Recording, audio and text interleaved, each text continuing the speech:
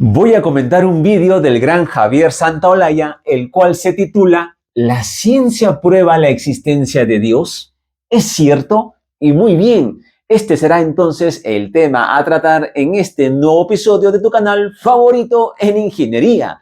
¿Dónde más si no es en Ingenieros en Serie para todos ustedes? El canal que resuelve. Y quien diga lo contrario, pues tiene falta de autoestima. Bien, a pesar que es un canal de ingeniería, como todos lo saben, pues la ingeniería no deja de ser parte de la ciencia, ¿de acuerdo? Entonces, hago este vídeo, digamos, como comentario para poder a futuro aclarar ciertos puntos. Y quiero empezar expresando mi más y gran profunda admiración por el gran Javier Santaolalla, el doctor Javier Santaolalla, gran científico y divulgador que nutre de estas plataformas y de la internet con valiosa información y divulgación de primer nivel. Muy bien. Entonces, ¿la ciencia prueba la existencia de Dios? ¿Qué opinan ustedes? Déjanos en los comentarios. Bien, al principio de este vídeo, pues Javier Santaolalla lo que hace es, digamos, mencionar esa afirmación. ¿Será acaso que la ciencia impone realmente la idea de un Dios creador poderoso?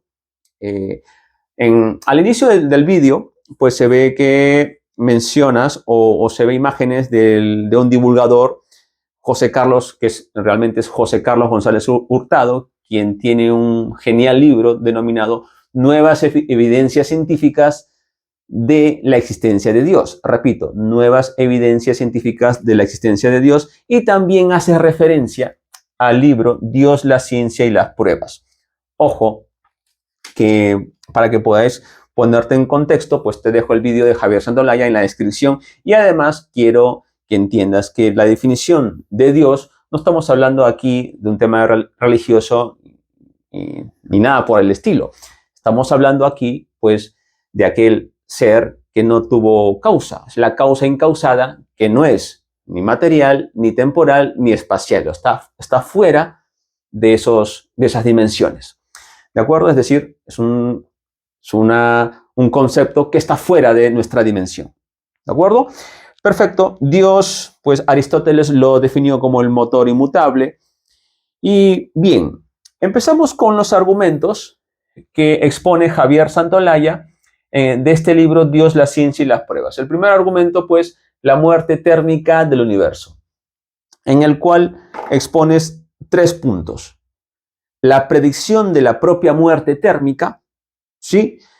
Punto número 2, la relación de la muerte térmica con la creación. Y punto número 3, la creación, si es que la creación tiene necesariamente que ver con un Dios todopoderoso. Vamos a verlo. Ojo, que, por ejemplo, Newton pensaba que el espacio y el universo eran infinitos, estacionarios e inmutables. Pero no por eso Newton dejaba de creer en un creador. Newton era ateísta, ¿de acuerdo? Newton creía en un ser supremo, pero, y lo repito, también creía que el universo, el espacio, eran eternos e inmutables. Pero que el espacio, tiempo, universo sean eternos e inmutables, no negaría, según Newton, la existencia de un creador. Ahora, es cierto que cuando hablamos de la muerte térmica del universo tenemos que hablar necesariamente de los posibles destinos del universo, ¿no? Por ejemplo, está demostrado que el universo se expande, ¿de acuerdo? Y cada vez lo hace con mayor rapidez. Es la famosa ley de Hubble-Lemaitre, aunque realmente el primero en demostrarlo fue el padre Georges Lemaitre, que demuestra que, por ejemplo, entre 2 galaxias, mientras más larga sea la distancia, mientras más grande sea la distancia entre estas 2 galaxias, mayor será su velocidad de alejamiento de expansión. Eso es lo que demuestra Georges Lemaitre en la teoría y confirmado en la práctica por Edwin Hubble, ¿de acuerdo? Esa ley es conocida como Hubble-Lemaitre. Entonces, científicamente está demostrado que el universo se expande, las galaxias se expanden, y mientras más sea su distancia, lo hacen con mayor rapidez. Eso está científicamente demostrado. Es absolutamente de acuerdo. Evidentemente el universo tampoco podría ser estático, amigos. Entonces, hablando de la muerte térmica, y del estado de máxima entropía, ¿de acuerdo? Hablamos de Alexander Friedman y Georges Lemaitre, y expones tres posibilidades, ¿no? De un universo cerrado, un universo plano o de un universo abierto. Es decir, por ejemplo, la muerte térmica, afirma Javier Santolaya, es solamente una posibilidad, pero no es el destino, ¿no? Javier Santolaya, digamos, rebate esta afirmación diciendo que la muerte térmica del universo realmente no se sabe si habrá muerte térmica. Lo tomas como una posibilidad. Sí que es verdad, es una posibilidad, pero ojo que existen tres posibilidades, ¿no? Posibilidad 1, posibilidad 2 y posibilidad 3.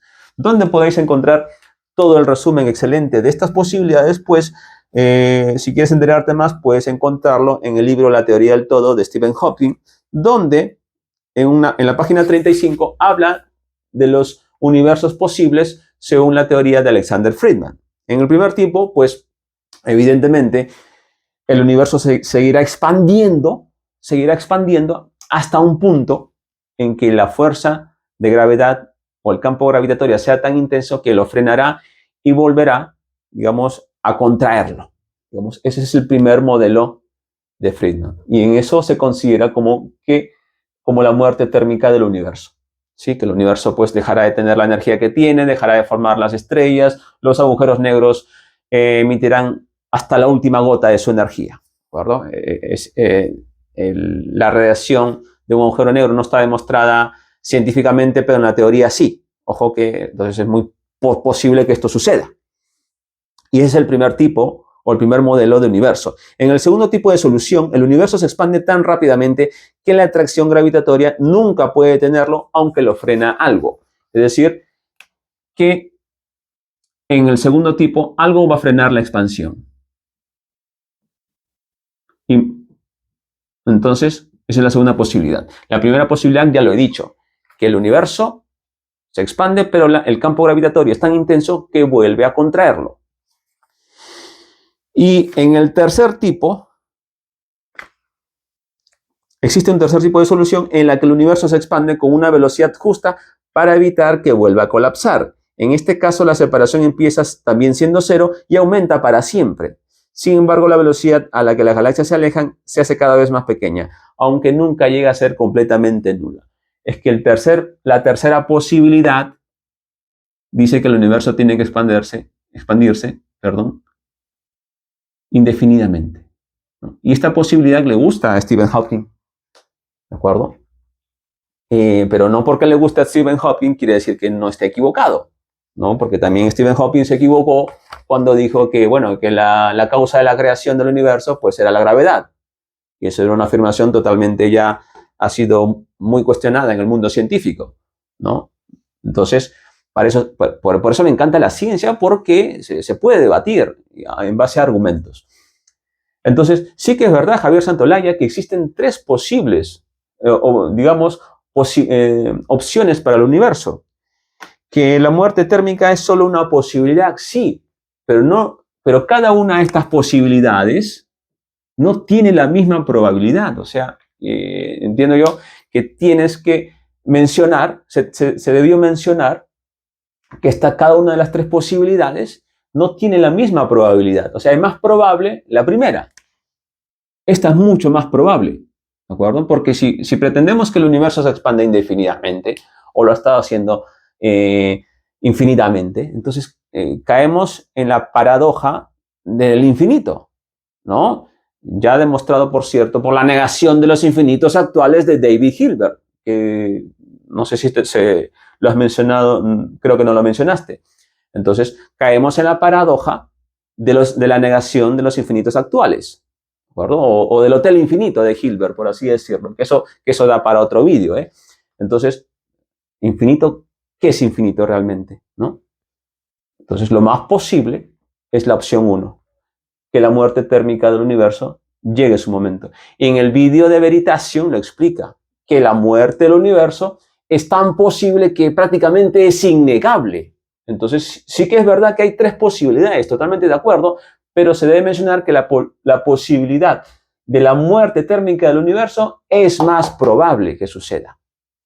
Las demás son muy remotas y con ciertas paradojas. Entonces, eso es muy importante recalcarlo.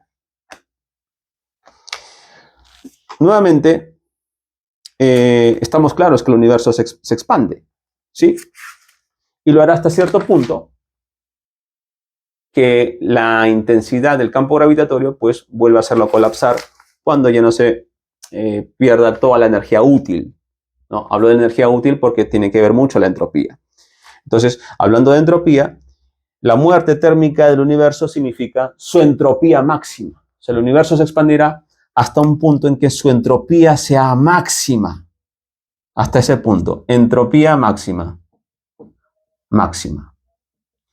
Porque se originó de un punto de entropía mínima.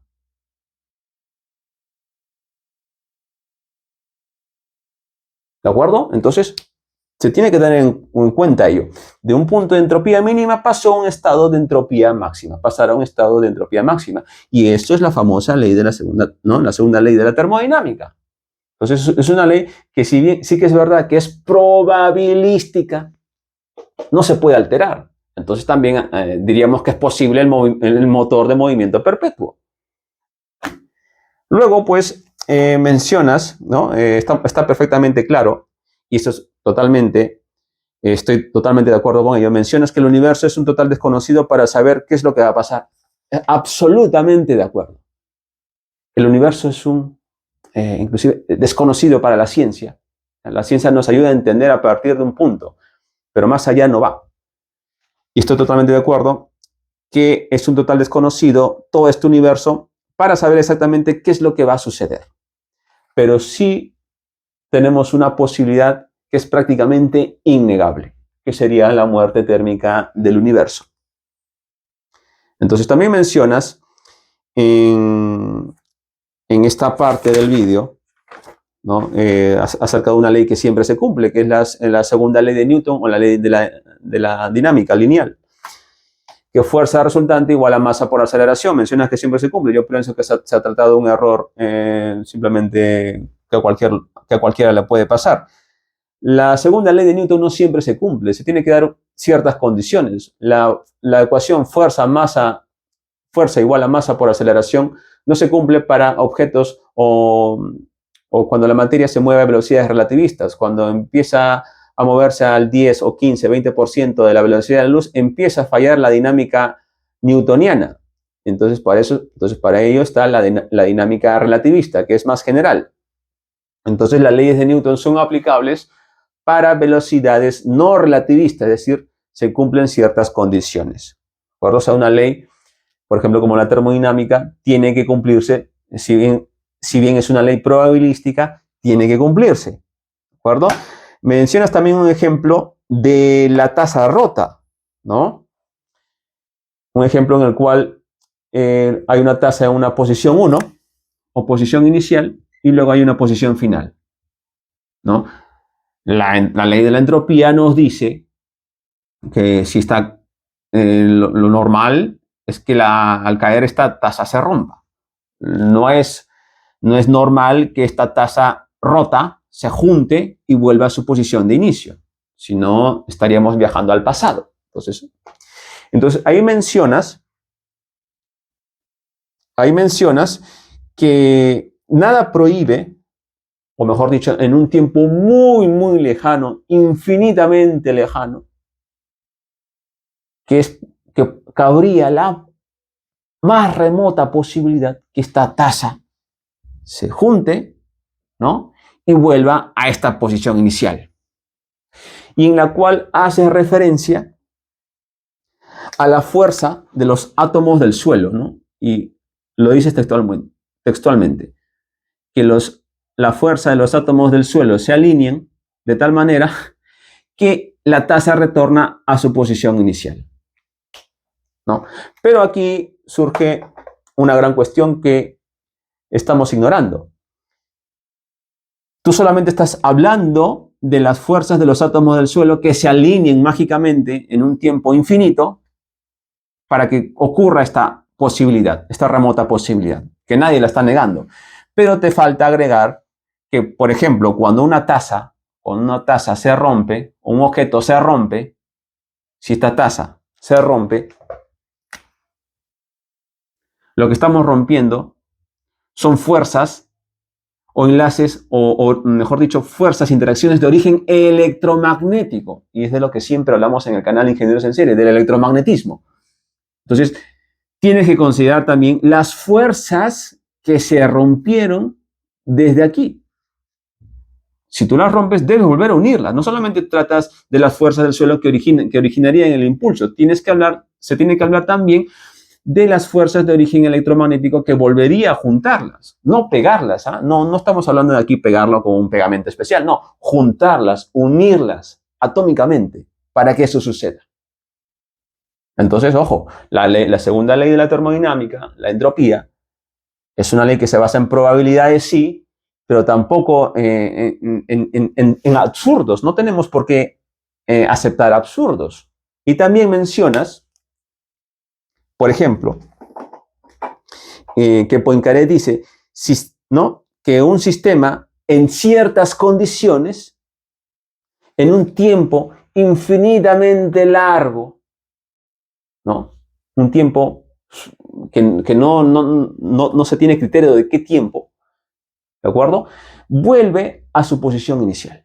O sea, un sistema en un tiempo, en determinadas condiciones, después de un tiempo, a saber qué tiempo, vuelve a su estado, podría volver a su estado inicial, ¿sí? Pero volvemos a lo mismo. ¿Qué condiciones se deben cumplir para que esta taza se vuelva a su posición inicial? Está claro que no solamente depende de la fuerza del suelo. Estamos hablando de las fuerzas de origen electromagnético que mantienen también unidas a la taza. Entonces, ¿qué condiciones se deben cumplir para que esto suceda?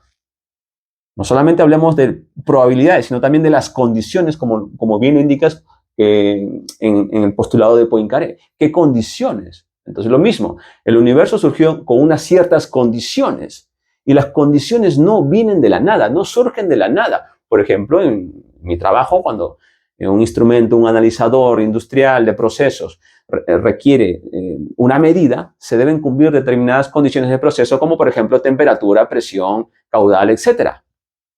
Si no se cumplen esas condiciones, pues no funcionan las cosas. Entonces, ¿y quién hace esas condiciones? Las condiciones las hacen los ingenieros de procesos, por ejemplo. Se deben cumplir esas condiciones porque las propias condiciones, las condicionales, no pueden surgir de la nada.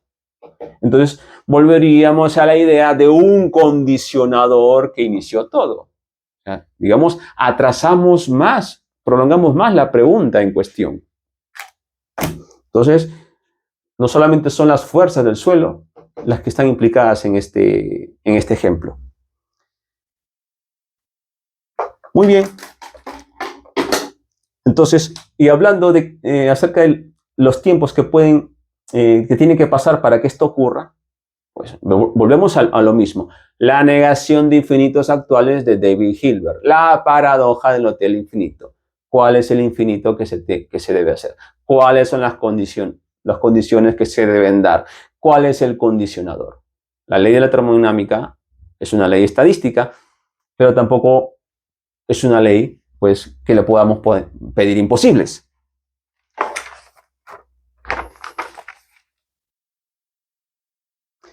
Muy bien, sí que es verdad que en este libro, pues, se dan argumentos que postulan la existencia de algo que no sea material, temporal y espacial. En efecto, nadie te ha demostrado que realmente el creador existe, pero tampoco nadie ha demostrado lo contrario. Lo que no podemos hacer es simplemente, a mi criterio personal, es dilatar más la pregunta en cuestión.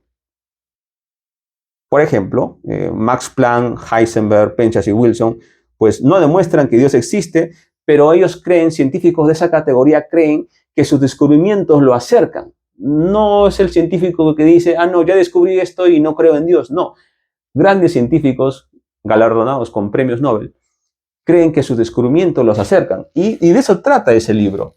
No se trata de científicos que te prueban que Dios existe. Luego, en el punto número 2, tiempo, espacio, materia, relatividad, no se ahonda mucho. no es tan extenso como has extendido la muerte térmica del universo, porque efectivamente el tiempo y el espacio y materia son como uno solo. O sea, no puede existir materia sin espacio ni tiempo. Y a su vez, ¿no? Entonces, el tiempo no puede existir sin el espacio, por ejemplo. O sea, tuvo un origen, ¿sí? Y en tu propio vídeo de Javier Santolaya, en el cual dice que hacía Dios antes de crear el universo, pues nada, porque efectivamente antes de ese origen, de ese inicio, no hubo nada porque no había tiempo. O sea, sería como preguntar qué hay más al norte del Polo Norte. Nada, porque el tiempo tuvo un inicio. Y digamos, por eso se dice que ese causal externo no es ni espacial, ni temporal, ni material. Esa es la definición, digamos, científica de Dios. Entonces, no dice mucho porque realmente la teoría de relatividad pues demuestra la consistencia del tiempo, espacio y materia. Perfecto. Inclusive pondría yo energía.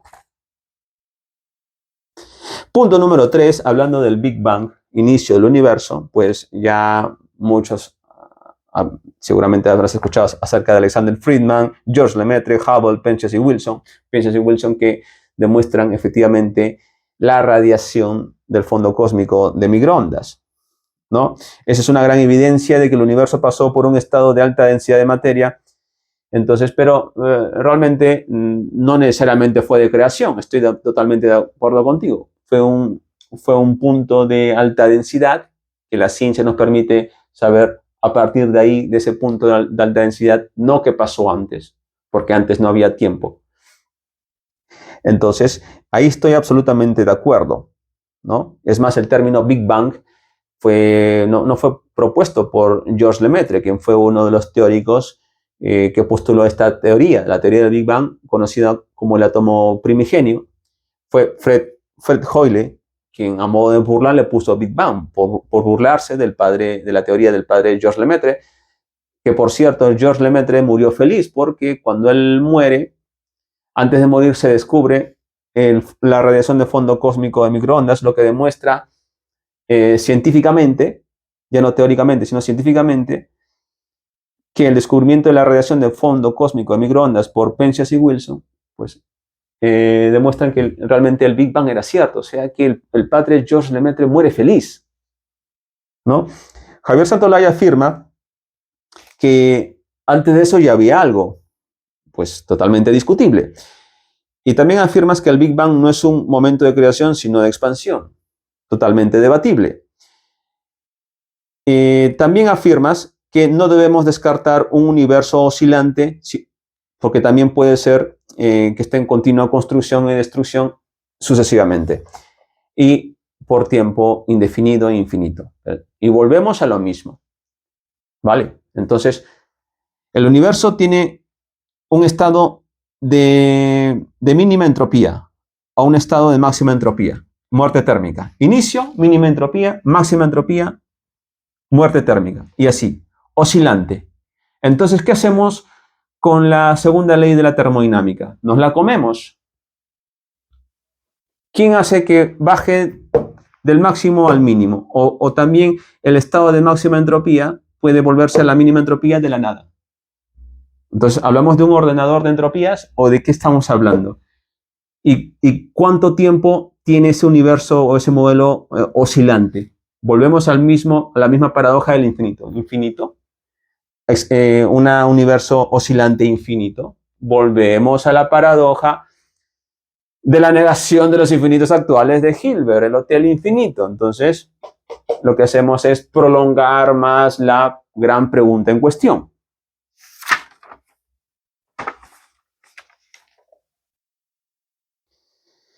Luego afirmas también que la teoría del Big Bang clásica no se sostiene, pero hasta donde yo sé, y perdónenme si me equivoco, a que me puedo equivocar, todos somos humanos, nos podemos equivocar, hasta donde yo sé, la teoría del Big Bang, con las mejoras, con todos los peros que pueda tener, ¿de acuerdo?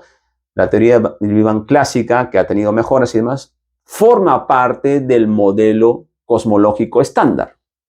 O sea, la teoría del Big Bang forma parte del modelo cosmológico estándar porque ha sido demostrada incluso hasta inicio de los años 90 y hasta fines de los años 90. ¿no? Pueden investigar si quieres en el año 92 la misión COBE, el satélite que realmente calculó una edad más exacta del universo. Luego también menciona Javier Santolaya que nuestro universo puede ser una burbuja dentro de un campo inflacionario infinito y eterno, ¿no? Y demás.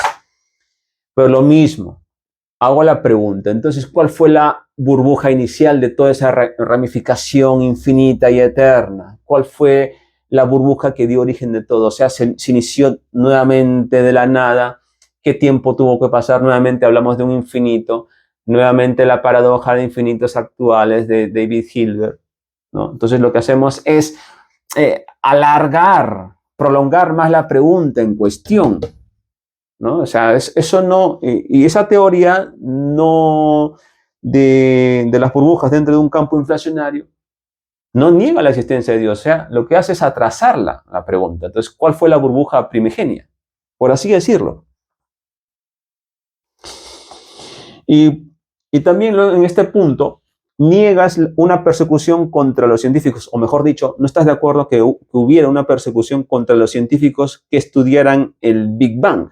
Y tu pensamiento es que no fue cierto.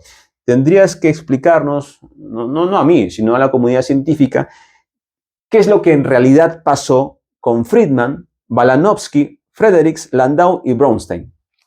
Tendrías que explicarnos a toda la comunidad científica, bueno, a tus seguidores y demás, ¿no? A todos los apasionados de la ciencia y la verdad que seguimos las cuentas de ciencia tan grandes como la tuya. ¿Qué pasó con estos científicos? El punto número 4 es el ajuste fino. Ahí estoy absolutamente de acuerdo contigo. Aceptas que el mundo es como es gracias a unos 20 parámetros que requieren específicamente no solamente un vídeo, sino puede requerir 3 vídeos del ajuste fino. Como los parámetros son como un diseño que hace que el universo sea como es. Y aparte, muy aparte de esos 20 parámetros que forman parte del gran diseño, por ejemplo, si la masa del protón, ¿no? La masa del protón tiene un valor, la masa del electrón tiene otro, y así sucesivamente. Masa del neutrón y lo demás. Si la masa del electrón, por ejemplo, corrígeme si me equivoco, es 9,1 por 10 a la menos 31 kilogramos. Si fuera 8, 8,5 o 10, el universo no sería como lo conocemos. Es decir, que estos 20 parámetros constantes, masas, cargas y demás, están ajustadas de tal manera que hacen que el universo sea como es, como el universo es el que es. Y además, muy aparte de estos 20 parámetros, Roger Penrose, quien fue galardonado con el premio Nobel hace pocos años, demuestra que nuestro universo tuvo una probabilidad de entropía mínima dentro de las muchas posibles que pudo haber tenido. Y esa posibilidad que hace que hoy estemos aquí es una de entre 10 elevado a la 10 elevado a la 123. Roger Penrose, premio Nobel. Entonces, somos realmente muy afortunados. Aplauso por ello. Mira, somos realmente, tenemos una casualidad increíble, ¿eh? 10 elevado a la 10 elevado a las 123 posibilidades de una, ¿no?